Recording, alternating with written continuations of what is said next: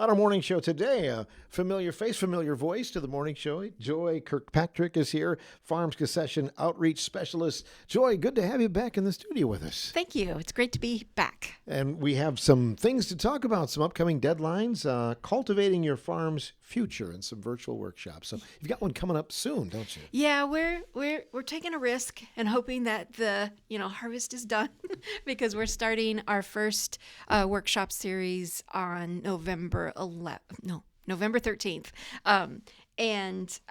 so.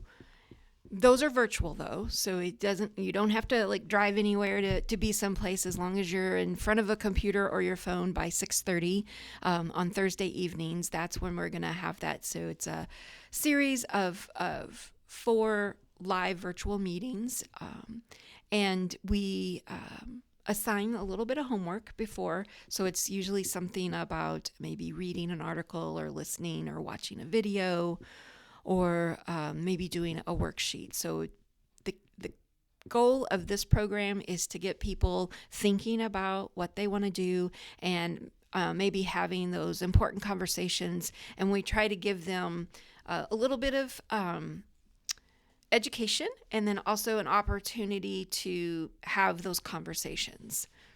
Being virtual, that's inviting because you don't have to, drive somewhere or take time off. You can do it right in the comfort of your own space, right? Yeah, and it's interesting. The other thing that it helps with is if you have family members who are scattered across the country or across the state and you would like them to also be a part of the program, they can join as well. And we encourage that by the way we've set up the registration, that the registration is $150 per farm. And that means that you can register as many people from your farm or family that you'd like. And if you give us their email and their mailing address, they'll also get some of the hard copy materials that we send to people so that they can do their worksheets and have those materials. So everybody would get a learner's guide. Each farm would get a workbook and then another piece of materials. So we really are trying to make it accessible in that way. One of our first years that we did it, we had a farm that registered. The actual property was in the Boscobel area, and we had 10 family members join the Zoom from that one farm, and they joined from DC, New Jersey, all the way across to Seattle.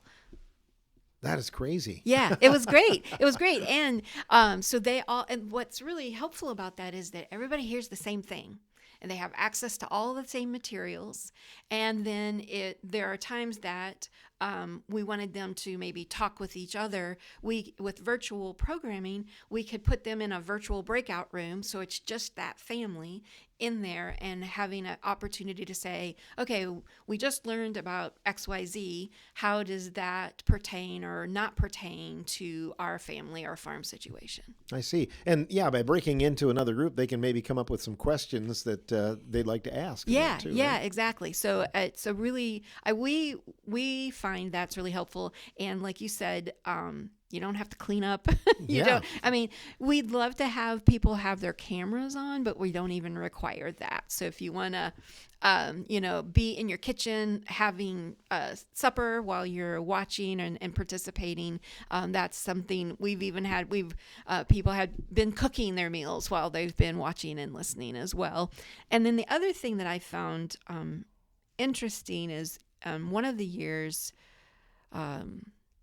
when sometimes the topics can get a little personal, or when you think about succession planning, it's not just the technical details, it's not just the financials and the how to transfer assets. There's so much that people, I think farm families understand this.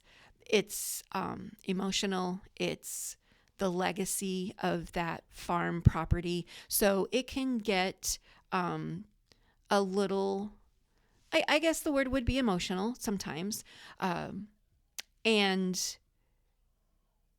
with you being in your own home and being able to turn the camera off if you want to, what we found was that the conversation was really rich that people shared things that I'm not sure that they would have felt as comfortable to share if they'd been a sort of a sterile meeting space with 30 other bodies in the room. So I think the in that particular topic that we were talking about, and it was about that idea of inheritance distribution and what's fair versus being exactly equal. People shared, I think, more readily and more deeply than they maybe would have in a series that they had to come together in a physical place. This series is, 4 nights? It's 4 nights, and then we have an optional session so 4 nights, it'd be the 13th of November, the 20th of November, and then we skip Thanksgiving, and then the 12th and 11th of December. So those are the 4 sort of standard sessions that we have. And then we have an optional additional session in January on the 15th. Same time, it's a Thursday night from 6:30 to 8. And for that one, it's more about if you want some help with some action planning. So we're giving you some time. We're giving you the information in November and December. You've got some time. Maybe you'll be interacting with your family over the holiday. And then if you're ready to say, okay, we need to put some plans, an action plan together. And that's what that optional follow-up is, that we'll have a conversation about, okay, what is it that you really want to do? We'll even help with what we call some of that accountability piece, because I think that is a key thing for succession planning. It's one of those things that's super easy to put off. You can, again, it's emotional, and so you might step away from it a little bit because that feels a little awkward. And also, everybody's got so many other things that need to be done on a farm that it's easy to set aside those things that don't feel as timely, right? We've got plenty of time to do that or make that decision or whatever. We need to do X, Y, Z this week. So it's easier to do those sort of operational decision making. So when I say accountability, that's where I'm coming back to, is that accountability piece is if the farms that work with us and come to that planning session in January, we can say, okay, you've said that you want to do this thing in 30 days, this one in 60 days, and then this thing in 90 days. And then we ask them if they'd like us to follow up with them. And so it's a sort of a thing. If you know somebody's going to call or email or text you and say, hey, you said in 30 days you were going to try to make an appointment with an attorney, just as an example of something that somebody might want to do. If you know that somebody's going to call and ask you that question, it might keep you on track a little bit more. True. A good New Year's resolution then. Yeah, right? yeah, that's perfect. This is perfect timing for thinking about if 2026 is your year to try to put your plan together. We've got a great way for you to get started on that. The other $1 million question, Joy, is at what age? I mean, yeah, because we all think of different ages. Yeah. Like maybe 60 is the new 50 or something like that. Yeah. If you're asking if an attorney, if I were an attorney, I most likely would say everybody needs to do a little bit of some sort of planning. As soon as you're an adult at 18, technically, your parents might not be the ones who get to make decisions for you if you were in an accident, right? You need those power of attorney for healthcare. You need powers of attorney for somebody to take care of your finances if you're not able to. If you don't own a ton of assets, maybe you don't need a will. The state always has one for you if you don't have one, which basically, there's like a whole sort of flow chart as to where your assets go to. If you don't have a spouse or children, it goes to your parents. If your parents are gone, goes to your siblings, all those sorts of things. That's that state plan. But if you don't want it to go the way that the state has it, then you need to have a will. But if you have assets, and most farms have some assets, and you want to make sure that they go so that if your goal is that that farm stays a business, or that farm has a chance to stay in the family name, then you need to make some plans even in your 30s, just to make sure that you've got some things covered. If you have children that are under 18, you might need to nominate a guardian if the parents are gone. So there's all kinds of things that need to be done. The Cultivating Your Farm's Future specifically is about really, I will say that probably helps the most for farms who already have identified a successor or successors. So, because we really encourage those people to also be in on the conversation with this class if they can be.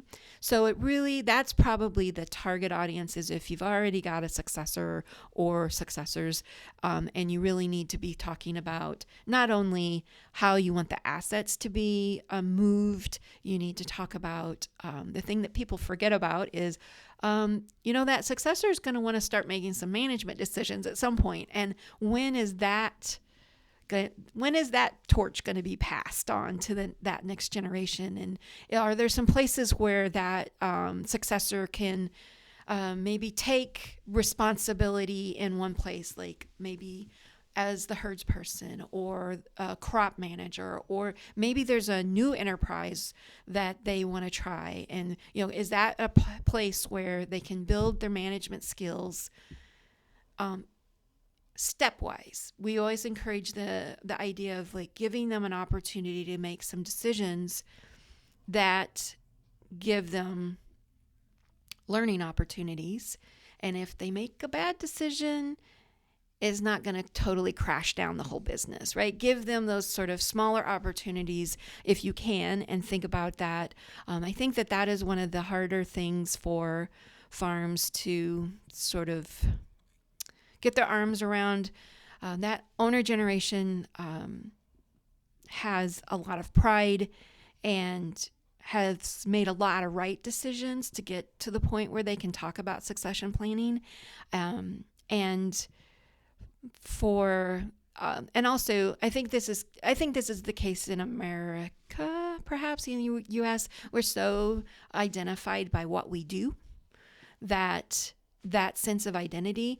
But even for farmers, I think it's even more so. Like if they have grown up farming, been farming their entire adult life, for farming, it's not only your career, but it's your family. It's the lifestyle. Even, we always say, well, is it a lifestyle farm or is it a business? I think it's both. You can't separate those a lot of times.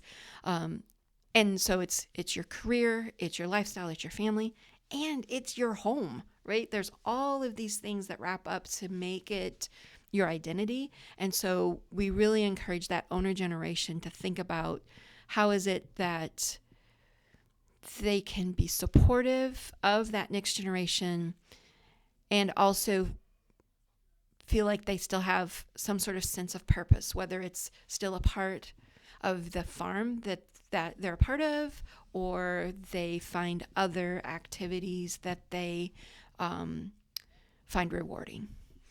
What's fair for each sibling too is Yes. another big topic. We have a whole session on that one. So I bet you do. Yeah, and I could talk about it all day. It is so hard that is such a personal family decision, and there are factors that need to be weighed, and they can be different for every farm and every family.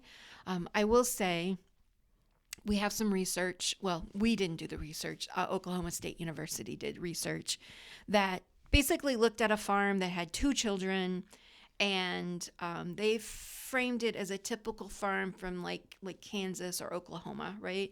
Because that's where they're doing the research.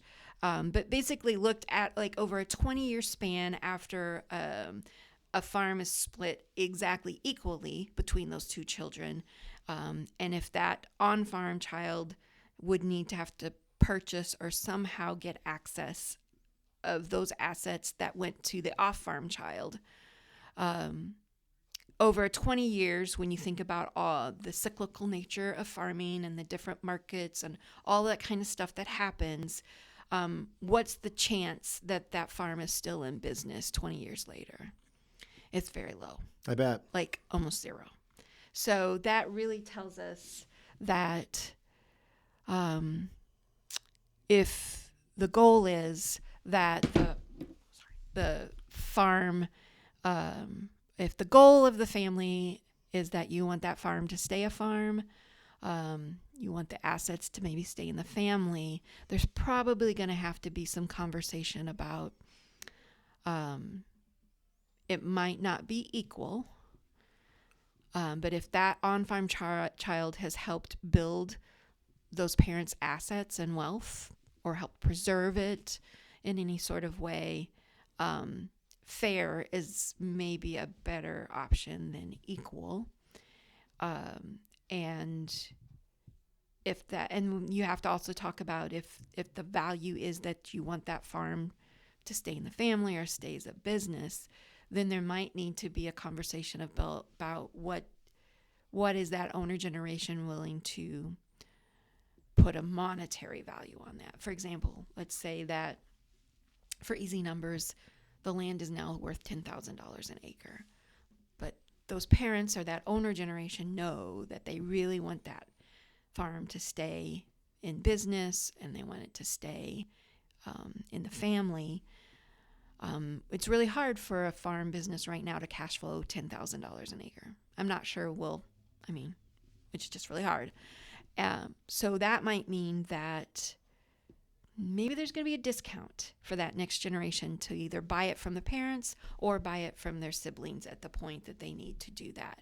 And that's what I mean by putting a monetary value on the value that they hold in their hearts that they want that farm to continue or to stay in the family. All good discussions, though, Yeah. But unfortunately, it seems like at those times it kind of brings out the worst in families sometimes, doesn't it? I think that if it is more of the owner generation's responsibility to think it through and figure out how they think how they want it to have happen, and then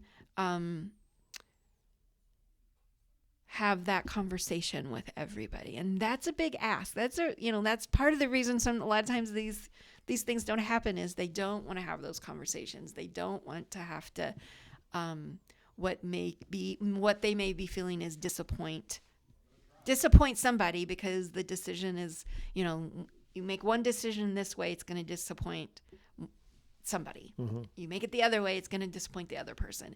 I think that, but if the goal is, they really have to know what their goals are so that they can make the decisions that give them a better chance of reaching those goals.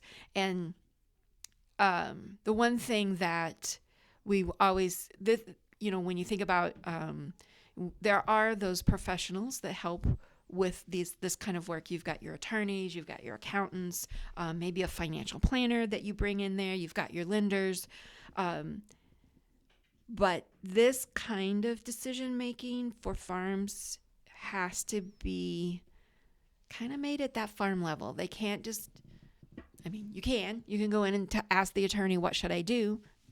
They might give you a plan, but they're really going to want to know, well, what are your goals? And if you haven't had that conversation with your spouse or your other family members or your farm partners, you're going to have it in front of the attorney and that you're paying maybe by the hour. So that's why we're really encouraging people to learn about some of the strategies that we can offer, some of the steps that we can help you have those conversations, write down your notes from those conversations, and then you can have we feel more productive and efficient meetings with those professionals. You have the two workshops coming up, the one in November. You have another one in early February, too. How are they different, Joy? Yeah, the content is exactly the same. Okay. What we're doing is just offering the fact that if you're not done with harvest in November, you have another opportunity to do it in the dead of winter in February. So it's all the Thursday evenings in February. And then the follow-up optional session is going to be March 19th, which I realize we might be bumping up against the spring. Everybody thinks they're going to get in the field early, but we're hoping that March 19th is still a good timing for that optional. And it is an optional session for that planning piece, but the content, the materials, everything is exactly the same. We just wanted to try to squeeze in one here in the fall if we could, just to have more farms the opportunity to take this winter. Is each Thursday night a different topic then, Joy? Yeah, each Thursday night, one night it's communication and thinking about how you're going to communicate things as you're making this planning. Fair versus equal is one of the nights that we talk about a topic. We have Dr. Kevin Bernhardt from UW-Platteville, who is a farm management specialist. He talks a lot more about the financial component of, what is it that you're asking the farm financially to do, and how do you evaluate, can it reach those financial goals? If you're bringing in a new person in, and they're going to need a wage or some sort of return on their labor and management, is the farm have the capacity to do that now? Or do you need to maybe tweak it a little bit or make some changes? So Kevin, Dr. Bernhardt talks a lot about how you do that analysis, and then, some ideas about moving forward with that financial piece. And then the fourth night, people really enjoy, because it's sort of, they kind of like the technical nuts and bolts of that. And that's going to be Kelly Wilford, who is an extension specialist, who's a colleague of mine, and she is an attorney. She works for Extension, so she doesn't practice as an attorney, but she still holds her attorney's license. So she talks about that sort of that estate planning piece, and how do you decide what she does a great job of walking through, do you need a will? Do you need a trust? What are the questions you need to ask yourself to help you guide you and sort of narrow down your options, so that you don't have to think of a smorgasbord of options of technical legal stuff. But if I need to deal with, I may have an issue with taxes. I may have an issue with, I want to make sure that certain assets go to certain people.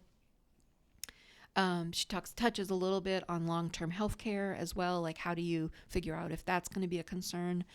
And then she talks also about different business structures that may help you with a plan as you're moving forward to reach your goals. So that fourth night is a really chocked full of things. And all the way through, there's a little bit of homework that we'd really appreciate people do before they come to class, so that it's a much richer, better conversation as we do the activities and discussion during the class. What are the deadlines coming up for the two different workshops? Yeah, we have a registration deadline for the fall session as October 24th.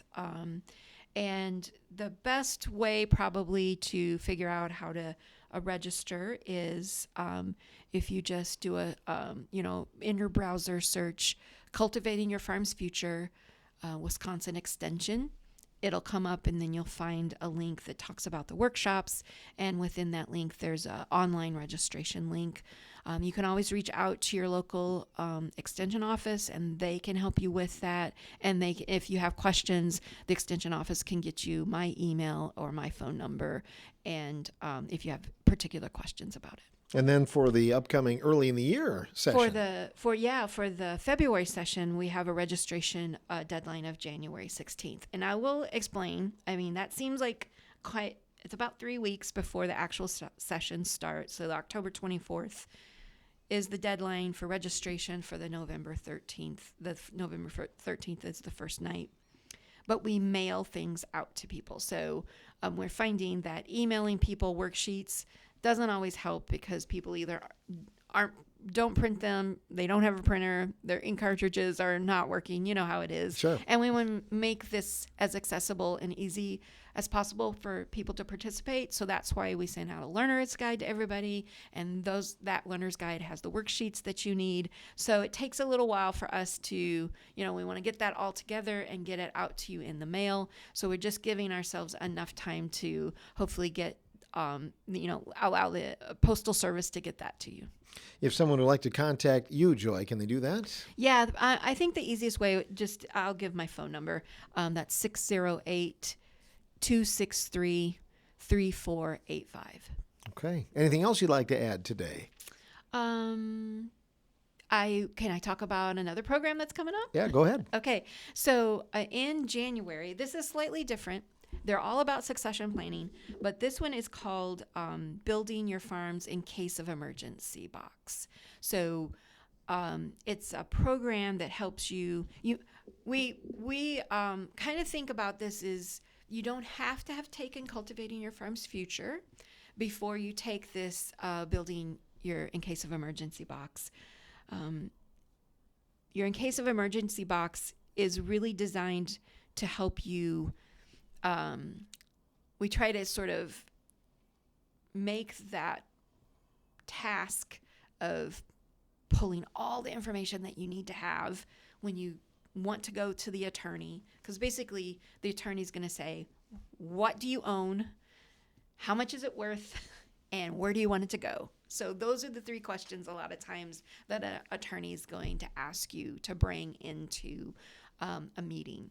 So this Building Your In Case of Emergency Box is a way for us to help farms gather that information, put it into a format that's super easy to hand to those attorneys, and then also gives them that opportunity to, that question of, the question is, what do you own? How much is it worth? And where do you want it to go when you're gone?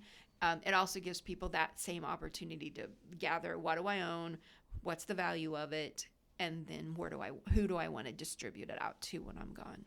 That's even important, though, even if you're not talking about succession. I mean, if you had an emergency or somebody had to take over your business affairs for a little while. Yeah, exactly. So we kind of couch it in succession planning because that's kind of, a motivator.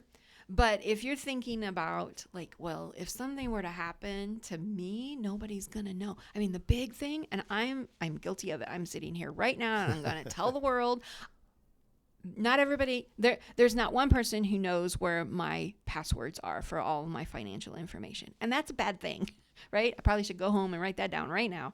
But that's one of the key things of just how would someone access it if they needed to? And because, so much is online now and you're going to have a password for every different thing. So we're just helping farms be like, okay, if something were to happen, here's a jump drive, thumb drive with a spreadsheet and all the stuff is in there. And then here's the piece that maybe separate from that is here's the place where all the passwords are stored. And there are different ways you can store passwords. You can store those in some sort of password protected online place, or you can have a notebook or have them someplace where at least one person knows how to access those. But that's a daunting task when you think about all the things that a farmer owns and the value and all that kind of stuff. Saying just gather that all up and bring it in is overwhelming a lot of times. So this class is, again, this one's sort of there. We're going to meet with people virtually for a while, but then we're going to meet in person. So our first virtual meeting is January 30th, and it's a Friday from noon to 1:30. And then we meet every other week until March 13th is going to be our in-person. And it's going to be somewhere here in Richland Center, that in-person one is. So those starting on January 30th, we're going to talk a little bit about some of the things within that spreadsheet and ask people to maybe gather that information, and then we'll kind of teach them how to put that information into the spreadsheet. So it really sort of breaks it down into what we hope are manageable chunks and assignments, and then you have 2 more weeks to do the next, gather the next information. So again, it's a lot. Obviously, we're a place where you can ask questions, so there's education that's happening. It's also that accountability again, a piece of, oh, this is an assignment. We need to, carve out 2 hours every Saturday afternoon for the next couple of weeks we're going to just focus on this assignment that Extension has given us so that we're prepared for our Friday noon Zoom meeting. And then when we come together in person, we'll have a lot more conversations. You'll mostly have that spreadsheet filled out, hopefully, by then. And then that helps with okay, where do you want it to go? What does this look like? What do the values look like if you were to give all the farm assets to the farm kids? And then do you have other assets, or how do you make that fair, right? Even if you can't make it equal, it puts that those numbers right in front of you to be able to see what that looks like. Very good. Always good information. Good to see you again, Joy. Yeah, thank you. Joy Kirkpatrick, who is a farm succession outreach specialist, joining us on the morning show with important information today.